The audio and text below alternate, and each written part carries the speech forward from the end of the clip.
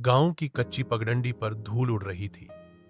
दोपहर की तेज धूप में रघु, एक गरीब किसान, अपने खेत में हल चला रहा था।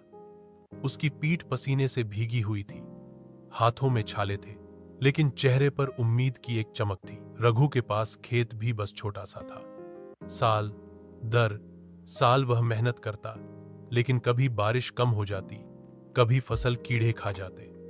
गांव वाले कहते, रघु, ये खेती छोड़ दे, शहर जाकर मजदूरी कर, यहां तेरा कुछ नहीं होगा।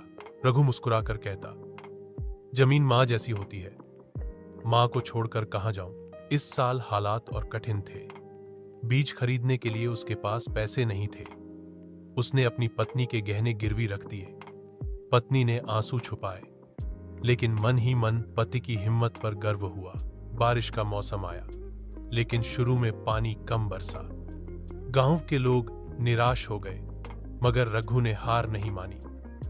वह रोज सुबह सुबह उठकर नदी से डोलों में पानी भरकर खेत को सींचता। उसके हाथ छिल जाते, बदन थक जाता, लेकिन वह रुकना नहीं जानता था। महीनों की मेहनत के बाद आसमान ने भी दया दिखाई। अच्छी बारिश हुई और खेत हरे भरे हो गए। कटाई के दिनों में खेत में सुनहरी बालियां लहराने लगी। रघु की आंखों में खुशी के आंसू थे। फसल बिकने के बाद उसने सबसे पहले पत्नी के गहने छुड़ाए, फिर बाकी पैसों से अगले साल के बीज खरीदे। गांव के लोग अब उसे देखकर कहते, रघु, तेरी मेहनत ने तो किस्मत बदल दी। रघु मुस्कुराकर बोला, किस्मत बदलती है, पर पहले मेहनत करनी पड़ती है।